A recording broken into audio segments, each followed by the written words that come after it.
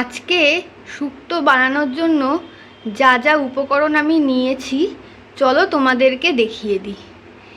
নিয়েছি একটা কাঁচকলা, উচ্ছে, মিষ্টি আলু, বটবটি, গাজর, আলু, পটল আর হলো যেটা মেন সজনে ডাঁটা। এই এত কম উপকরণ কারণ আমাদের বাড়িতে কিন্তু বেশি লোক নেই, আমরা দুজন, আমি আর আমার হাজবেন্ড। তো এর জন্য আমি এইটুকুই সবজি নিয়েছি, দুজনের জন্য এইটুকুই কাফি। তোমাদের বাড়িতে যেরকম লোক থাকবে তোমরা কিন্তু সেরকম অনুযায়ী সবজি নেবে। চলো এগুলোকে এবার কেটে ফেলি, তারপরে তোমাদেরকে দেখাচ্ছি বাকি উপকরণ কি কি লাগছে। দেখো আমি কিন্তু সবজিগুলো কেটে নিয়েছি। চলো এবার তোমাদেরকে পরের উপকরণ দেখাই যে কি কি লাগছে। দেখো বাকি উপকরণগুলো তোমাদের দেখিয়ে দিই। এখানে আমি নিয়েছি হলো 1 বাটি দুধ, 1 বাটি জল, আর এখানে নিয়েছি 4 চামচ পোস্ত আর 1 চামচ চীনাবাদাম, আর নিয়েছি ঘি। এখান থেকে আমি 2 চামচ ঘি ইউজ করব। আর এই প্লেটে নিয়েছি 2খানা তেজপাতা, 1/2 চামচ চিনি, ছোট চামচের 1 চামচ হলো রাঁধুনি, 1/2 চামচ পাঁচফোড়ন, পরিমাণ মতো নুন নিয়েছি, আদা নিয়েছি, আদাটা কিন্তু ঘষে নেব, আর নিয়েছি হলো বড়ি।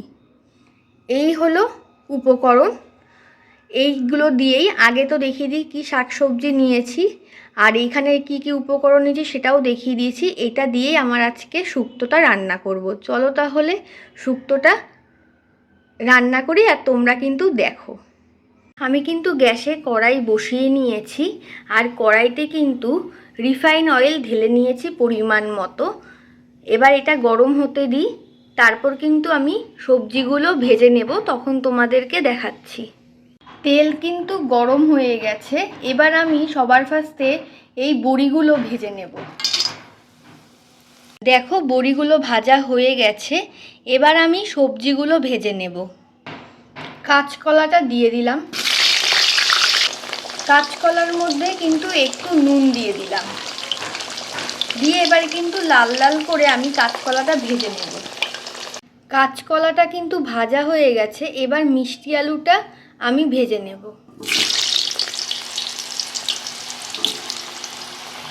আলুর মধ্যেও কিন্তু আমি একটু লবণ দিয়ে দেব। এবার আমি একটু লাল লাল করে আবার ভেজে নেব। মিষ্টি আলু ভাজা হয়ে গেছে, এবার আমি এখানে বটবটিগুলো দিয়ে দেব, আর গাজরগুলোও আমি দিয়ে দেব। এরকম একে একে এবার নুন দিয়ে দেব। এরকমই একে একে সব সবজিগুলো আমি ভেজে নেব। ভাজা হয়ে গেলে তোমাদেরকে একবারে দেখাচ্ছি।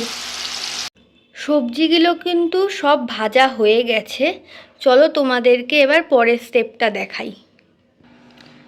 আমি কিন্তু বাড়তি তেলটা উঠিয়ে নিয়ে যেটুকু আমার তেলের প্রয়োজন ওইটুকু তেল আমি নিয়ে নিয়েছি। এবার আমি এখানে তেজপাতা, পাঁচফোড়ন আর হলো রাঁধুনিটা দিয়ে দেব।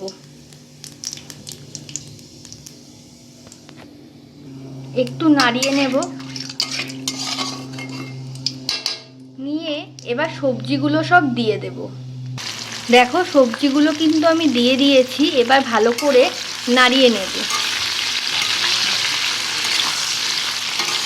নাড়িয়ে নিয়ে এবার আমি এতে দিয়ে দেব পোস্ত আর বাদামের পেস্টটা। খুব মিহি করে আমি এটা পেস্ট করে নিয়েছি, এটা আমি দিয়ে দেব। দিয়ে ভালো করে মশলাটার সাথে মানে পোস্ত আর বাদামের সাথে সবজিগুলো ভালো করে নাড়িয়ে কষিয়ে নেব। চলো কষানো হয়ে যাক, তারপর তোমাদেরকে দেখাচ্ছি পরের স্টেপটা। তোমাদের মিডিলে একটা জিনিস দেখাতে ভুলে গেছি। মশলাটা দেওয়ার পর আমি কিন্তু এই আদা পেস্টটা দিয়ে দেব, দিয়ে তারপর ভালো করে নাড়িয়ে কষিয়ে নেব। চলো কষানো হয়ে গেলে তারপর তোমাদেরকে দেখাচ্ছি। দেখো আমি কিন্তু মশলাটা ভালো করে কষিয়ে নিয়েছি। এবার এতে আমি দিয়ে দেব এই যে দুধটা। আঁচ কিন্তু কম আঁচে রাখতে হবে। এরপরে আমি দেব যে 1 বাটি জল নিয়েছিলাম সেটা দিয়ে এবার ভালো করে কিন্তু আমি নাড়িয়ে নেব। আঁচটা কিন্তু এখন বাড়িয়ে দিতে হবে যতক্ষণ ফুটে না আসে। তারপর আঁচ কমিয়ে দিয়ে ভালো করে সবজিগুলো কিন্তু সেদ্ধ করতে হবে।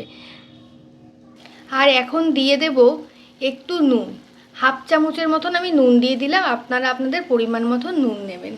দেখো দুধটা কিন্তু ফুটে এসেছে। এবার আমি আঁচটা কিন্তু কমিয়ে দেব যতক্ষণ সবজিগুলো ভালো মতন সেদ্ধ না হয়ে যায়। সবজিগুলো কিন্তু সেদ্ধ হয়ে গেছে। এবার আমি দিয়ে দেব ছোট চামচের 1 চামচ চিনি দিয়ে আমি এবার ভালো করে একটু নাড়িয়ে নেব। সবজিগুলো কিন্তু ভালো মতোই সেদ্ধ হয়ে গেছে। এবার আঁচটা বাড়িয়ে দেব। দুধটা একটু ঘন হয়ে আসলে তারপর তোমাদেরকে দেখাচ্ছি। দুধটা কিন্তু অনেকটাই ঘন হয়ে এসেছে। এবার এর মধ্যে দিয়ে দেব বড়িগুলো। বড়িগুলো কিন্তু আগে দেবে না, কারণ বড়িগুলো কিন্তু বেশি ফুটতে থাকলে নরম হয়ে ভেঙে যাবে আর সবজির সাথে মিশে যাবে, বড়িগুলো কিন্তু বোঝা যাবে না। চলো দুধটা একটু ঘন হয়ে আসুক, তারপর তোমাদেরকে দেখাচ্ছি। দুধটা কিন্তু টেনে গেছে।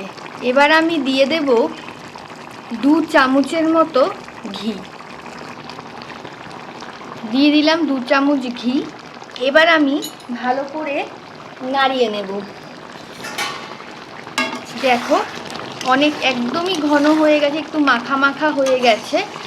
এরকম একটু ঝোল ঝোল রাখবে, বেশি রাখতে হবে না, কারণ ঠান্ডা হলে কিন্তু আরেকটু টেনে যাবে। তো আর শুকিও না, তোমরা কিন্তু এর থেকে বেশি আর টানাবে না। চলো আমার কিন্তু রেডি হয়ে গেছে। এবার আমি গ্যাসটা বন্ধ করে দিই। চলো তোমাদেরকে প্রেজেন্টেশন করে দেখাচ্ছি এবার যে কেমন লাগছে। রেডি হয়ে গেছে আজকে আমার শুক্তো রান্না। দেখো দেখতে কত ভালো লাগছে। তোমরা তো দেখলেই পুরো ভিডিওটা যে কিভাবে আমি রান্না করেছি।